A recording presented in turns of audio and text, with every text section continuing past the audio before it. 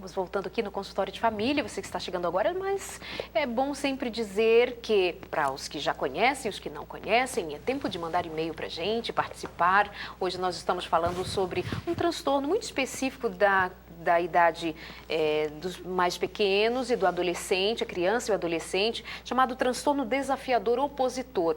Aquela criança que enfrenta, que tem dificuldades em manter amizades no colégio, de manter-se numa escola, enfim, porque fica difícil o convívio com ela. Muitas famílias devem estar tratando desses filhos como apenas um menino rebelde, uma menina rebelde que não sabe mais o que fazer. Será que não está na hora de você encaminhar o seu filho para um profissional? Será que não está na hora de ser feita uma avaliação séria para que você saiba de fato como lidar, como cuidar da sua criança, do seu filho? Pois é, estamos falando sobre isso, mas pode mandar o seu e-mail a qualquer momento para nós nos conversarmos aqui, interagirmos e saber do que está acontecendo com você. Tem e-mail já chegando aqui pra gente. Olha, Darleide, como vai? Estamos aqui assistindo, eu e meu marido, que está quase dormindo porque está muito cansado. Pobrezinho dele. Um beijo para você, Rose. Um abraço pro seu marido também. E se tem que dormir e está cansado, durma bem, né? Mas você fica aí acordadinha acompanhando a gente.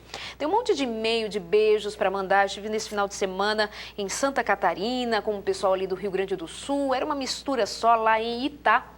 Então tem muitos beijos para mandar hoje. Mandar um beijo para Jurema Martins, para o seu filho. Ela tem 2 filhos, o Francisco, de 21 anos, e o Guilherme, de 18 anos. Um abraço para vocês, queridos. Um abraço para toda a família, para o marido. Onde está o nome do seu marido? Eu vou identificar daqui a pouquinho. Mando um beijo para toda a família, viu? Um abraço para... Aqui é muito interessante. O Lucas Melo, um garotinho muito querido. Ele estuda na Escola Adventista de São José dos Campos. Ele está participando de uma dinâmica muito especial, e o nome da sua equipe aqui no Colégio Adventista São José dos Campos. O Lucas está participando da equipe Oliva e ele pediu que o pai me ligasse, o André, disse para ela mandar um beijo para minha equipe, um abraço para minha equipe. Está mandado um abraço para a equipe Oliva. Ó, trabalhando todo mundo, hein? Beijo para os amigos de Caxias, Guadalupe 2 e Campo Grande, no Rio de Janeiro, onde o cantor Dida esteve nesse final de semana. E os amigos Genilson e Ana Maria mandaram beijos, e muita gente de Caxias, Guadalupe, Campo Grande, mandando abraço, reconhecendo aqui o Consultório de Família como um grande programa de ajuda à família. Muito obrigada a todos vocês, meus queridos. Tem mais beijos aqui, a Simone Anacleto, ela lá de Itá também. Beijo para a dona Marlene, de Benedito Novo, em Santa Catarina. E a filha diz que está morrendo de saudade da dona Marlene. Ai, saudade. Beijo grande. Ao longo do programa eu vou falando mais. Doutor César, o senhor tem sempre beijinho. Tem beijinho hoje? Tem. Vamos lá. Estou começando a pegar esse jeitinho aí. Não, hoje é um abraço que eu mando para o meu irmão, o mais novo, José Maria, né? Deve estar assistindo, ele gosta muito da TV Novo Tempo. Que bom. E então eu queria mandar um abraço para você, José, para a Marlene, a esposa dele, e os meus sobrinhos, a Carol, a Letícia, o Bernardo, o Henrique. E Deus fique com vocês e continue abençoando vocês. Que bom, muito bom ter família, amigos. Como é o nome do seu marido? Alexandre. O Alexandre, muito prontamente ele está aqui nos bastidores, bem quietinho, ele vem acompanhando a sua esposa. Hoje à noite, quando eles chegaram, ele disse uma frase muito bonita, quando eu disse para ela, Cláudia, você participa comigo do consultório de família na rádio, assim que terminar o programa na TV? Aí ele disse que sim, e eu disse, você nos acompanha, Alexandre? Ele disse, claro, estou sempre com ela, achei tão bonito. Foi mais ou menos isso, né, Alexandre? Muito bom. Quantos anos de casada? 23. 23 anos, 2 filhos, né? 2 adolescentes. Então tá, tem beijo aí para mandar? Claro, se eu não mandar um beijo, eles vão brigar comigo. Quero mandar um beijo para o Caio, para o Nicolas, meus filhos. Quero mandar um beijo para os meus pais, que eu amo tanto, agradecer pelas orações constantes. Quero mandar um beijo para uma amiga muito especial do Colégio Adventista, a professora Malu, que é a professora do meu filho caçula. Querida. E para uma pessoa que eu gosto muito, o professor Alexandre Giacomini, que esteve aqui no programa passado, e a esposa dele, a Karen. Lindo, obrigada. Beijo para vocês também, viu? Professores, queridos, gente amiga que acompanha o programa, participa. Muito bom, obrigado. Olá, boa noite, meu nome é Benedita, quero dizer que gosto muito do seu programa, que sinto que ele é realmente dirigido por Deus. Amém, assim seja sempre. Por favor, manda um beijo para o meu filho, o nome dele é Tiago. Beijo, Tiago. Quem está pedindo beijo, para mandar beijo é a Benedita e o seu filho Tiago acompanhando o programa também. Muito bom. Olá, Darleide, tudo bem? Tem uma professora aliás, eu sou professora, gostaria de saber como lidar, por exemplo, com várias crianças com transtorno de personalidade numa mesma sala de aula. Aqui já é um outro viés dessa conversa sobre transtornos, né? Mas nós vamos atender você, viu? Nós vamos atendendo, porque nós entendemos da necessidade que tem, principalmente os professores, para lidar em sala de aula com um grande número de crianças, uma variedade grande de jeito de ser e de se comportar em sala de aula, enfim. Vamos continuando aqui falando sobre transtorno desafiador opositor. Se tem algo mais para ser dito, por onde retomamos, doutor César? Tem alguma dica prática, enfim?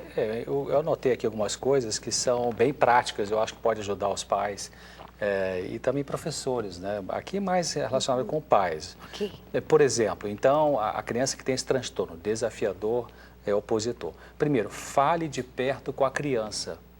Porque às vezes o pai ou a mãe quer falar, tá, né, dando uma bronca, assim, a criança no banheiro, o pai tá na cozinha, já falei que você fazia aquilo e tal.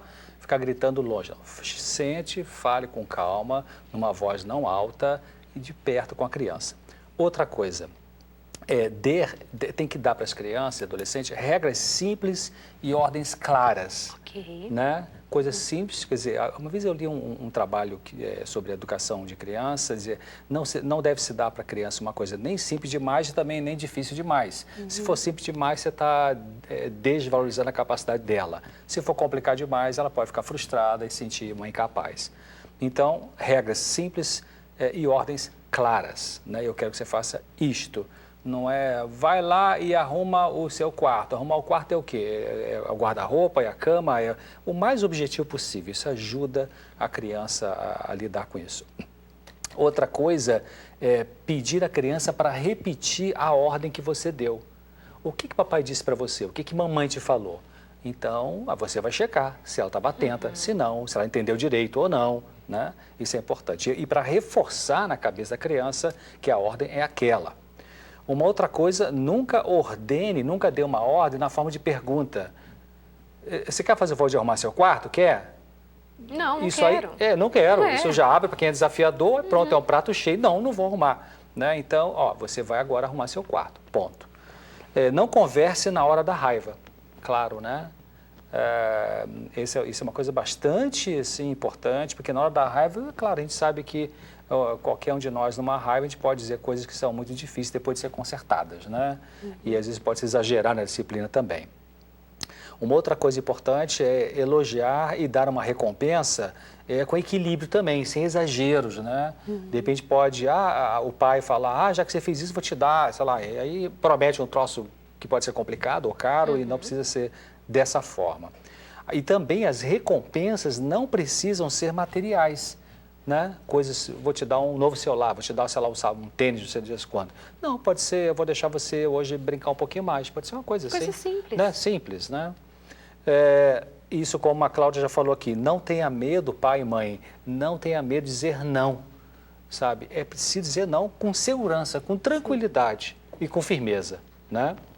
Se preciso for dizer não, né? Porque também não é tudo não. Claro. Mamãe, mas tudo não, né? Evidentemente. Também reforçar pequenos avanços, isso é bem importante, né? E se tem um pai ou mãe que está assistindo aqui a gente agora e é muito perfeccionista, então preste atenção nisso. Reforce pequenos avanços. O que significa? Só tirava 7 na escola, agora tirou 8,5. Então o pai perfeccionista vai dizer o quê? Por que não tirou 9? Por que não tirou 10? Mas ele tirava 7, agora tirou 8,5. Eu falei, filho, que legal, você tirou 8,5. Muito legal, muito bom, eu sei que você é capaz. Né? Aquele livro Mentes Inquietas, da psiquiatra da UERJ, muito bom. Eu lembro que ela conta uma história interessante. Posso contar? Conte a história. A mãe cuidava de uma criança hiperativa. Acho que com TDAH, com a hiperatividade, né, desatenção. E essa criança estava em tratamento e a mãe estava recebendo orientação de como lidar com uma criança hiperativa. Ela já sabia um pouco, tinha aprendido. Então, ela morava numa casa com essa criança, então a criança foi no quarto e queria brincar no quintal. E a mãe estava limpando a cozinha, o chão da cozinha. Então, a mãe chamou a criança com calma, falou de perto com ela e disse, filhinho, olha, você quer brincar no quarto ou quer brincar no quintal? Não, quero brincar no quintal. Então tá bom, mamãe está passando aqui um pano no chão na cozinha, eu não quero que você fique entrando e saindo, porque você vai sujar a cozinha, tá bem? Tá bem, mamãe, tá bem. Mas é a criança hiperativa, em processo de tratamento. Então a criança foi para o quintal, de repente ela dispara, entra pela cozinha e ela para no meio da cozinha. Parou, a criança parou e aí lembrou do que a mãe falou, voltou, deu baixar ré, a mãe viu aquilo. Se fosse uma mãe desorientada ou destrambelhada, ou sei lá, autoritária, enfim, o que ela ia dizer? Eu disse a você, porque eu já te avisei, tal, não aguento mais, tal. Aí a mãe tinha aprendido como lidar com uma criança assim. O que ela fez? Ela chegou para o menino e falou assim, filhinho, que legal. Você lembrou do que a mamãe falou, não lembrou? É, mamãe, no meio da cozinha eu lembrei, eu não consegui lembrar antes. Mas que ótimo que você lembrou. Agora, a próxima vez você pode lembrar lá na porta de entrada. Ajuda a mãe a limpar aqui o que você sujou, ajuda? Percebeu? Quanta coisa legal que aconteceu nisso, né? Dessa experiência aí. Então, isso é reforçar os pequenos avanços. Uma criança também agitada que usou 5 copos lá para beber um refrigerante ou, sei lá, um suco e deixa lá na mesa da sala e bota 2 dentro da pia, elogia os 2 que botou ao invés de cobrar os 3 que não botou. Né? Isso também é um reforço positivo. Outra coisa que a Cláudia falou é tolerar a frustração do filho. Criança também tem frustração, né? Então tem que ter uma paciênciazinha para essa criança viver a frustração dela. Dar ao filho o direito de errar, né? Também, sabe, a gente não erra, então por que o filho não pode errar? Claro. Né? E finalmente dar a si mesmo o direito de errar, mas, vírgula, não desistir, né? Bom, eu levanto e vou tentar de novo. É um processo. Nisso exige-se muita paciência, né? Muito. Pai e mãe precisa ter paciência. E isso é um dom, né? É um dom. Não é todo mundo que tem, mas precisa. Precisa, é necessário. Amigos, é o seguinte, tem aqui muita gente mandando e-mail. Como eu disse no começo do programa, nossa ideia é levantar o tema, levantar a possibilidade de você dar uma olhada em torno, verificar se o seu filho, sua filha, seu adolescente não está precisando de um novo cuidado, porque até agora tudo que você tentou, tem mães aqui dizendo, eu converso muito, falo muito, já tentei de tudo, tem gente até dizendo assim, já bati. Então, assim, esses recursos, falamos inclusive sobre eles no programa passado, mas trouxemos isso de volta. Deus providencia para falarmos sobre isso com esses profissionais, para dizer, mãe, pai, cuidado, preste atenção um pouco melhor sobre essa dinâmica da sua casa, na vida do seu filho. Será que não precisa desse olhar mais especializado de um psicólogo, um psiquiatra? Será? Não é nada demais. Doutor César, as pessoas continuam ainda achando que psicólogo e psiquiatra é coisa de gente que não tem juízo, Cláudia, ainda. Continua. O que se faz, né? Continua. Imagina. Se tem qualquer outro problema de saúde, vai ao médico específico. Mas se tem problemas emocionais, psicólogo, psiquiatra, não sei, não, vamos me chamar de doido. Não é isso. E você sabe que em certos casos, não em todos os casos, Sim. mas em certas situações, certas histórias, né, Cláudia? A pessoa que procura uma ajuda profissional psicológica pode ser que seja aquela que esteja melhor na família. Exatamente. Olha só. Porque ela reconhece que não está bem, enquanto que os outros podem ficar ali fazendo um monte de besteira, irritação, impaciência, pavio curto, e não admitem que tem esses problemas, né? É isto. Bom, aí, agora, como eu sempre combino com os meus convidados, e você aí de casa sabe, durante o programa nós vamos dando o curso que você aí de casa nos pede. E principalmente eu, quando estou passando aqui o olho nestes e-mails, eu me deparo com algumas situações que não é necessariamente a temática do dia, mas tem a ver com sofrimento, tem a ver com angústia.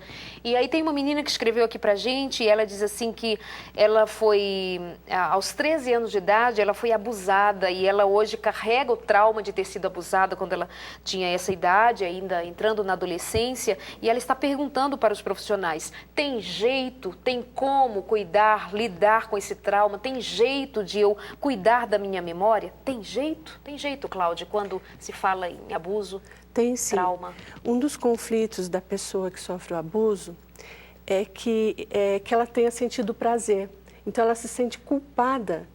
E essa culpa, ela leva durante muitos e muitos anos. Então, seria importante que essa pessoa procurasse um profissional e pudesse se abrir e pudesse falar dessa questão, e ela certamente será orientada. Mas o grande problema do abusado é que ele leva essa culpa, porque se naquele momento ele teve alguma sensação de prazer, ele toma isso como uma culpa e fica muito difícil. Como se ela estivesse dizendo, eu colaborei. Eu colaborei. Olha, eu gostei. Exatamente. Isso pode ser inconsciente? Pode ser que ela não, se nós perguntássemos para ela e ela nos escrevesse novamente dizendo, você sentiu prazer? Ela dissesse, não senti, eu senti raiva. É possível que esse prazer tenha ficado apagado na memória? É possível. Se for um abuso feito no período da infância dessa pessoa... 13 anos. 13 anos. Hoje ela tem 22 anos. Então já estava na adolescência, né? Mas eu diria, se fosse na criança, porque a criança, em geral, os abusadores de crianças são geralmente pessoas próximas dessa criança. Pode ser o avô, pode ser o tio, pode ser um vizinho. E geralmente são pessoas que têm uma certa acessibilidade a essa criança. Isso. Então a criança meio que se sente protegida por esse indivíduo, porque ou é um parente ou alguém muito próximo. Então, e aí como é um indivíduo abusador, descontrolado, né? Que tem uma patologia, tem uma compulsão, é tratável, tem que ser tratado isso aí, é caso de polícia e de medicina e de psicologia, né? Tem que tratar.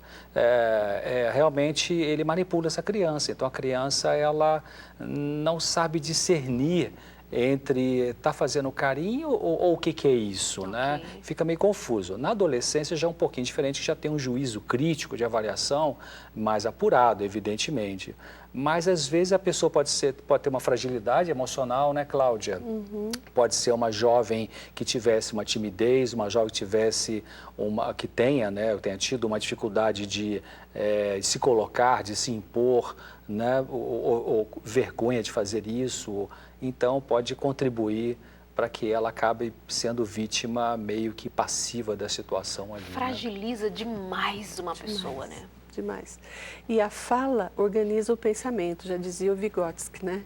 E no falar, ela vai se tratando, ela vai colocando para fora aquilo que ficou muitas vezes guardado em segredo. Em segredo de família, né?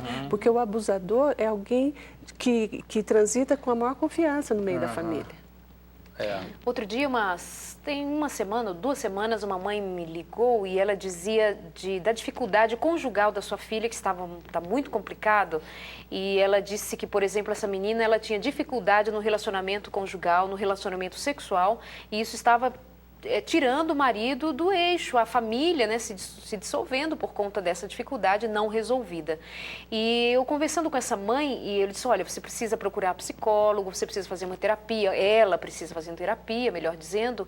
E enquanto ela conversava comigo, ela trouxe o caso de que essa menina, quando tinha 10 anos de idade, ela foi dormir na casa de uma amiguinha, e lá essa menina sofreu abuso. E ela, então, um dia pergunta para a mãe, eu posso sentir raiva, eu posso sentir ódio? E a mãe, não, você precisa orar, você precisa, não, esquece. E ficou. Agora essa moça está casada, tem uns 25 anos, e aquele histórico permanece. E nunca se falou a respeito. Nem a menina falou a respeito. Então, assim, arrasta-se ao longo da vida, né? E é grave. É grave. E essa mãe, nesse exemplo que você deu aí, ela foi antibíblica. Ela falou, não temos que orar, mas a Bíblia diz lá, irai-vos e não pequeis. Quer dizer, então a raiva não é pecado, a raiva não é erro. A raiva é um sentimento de defesa.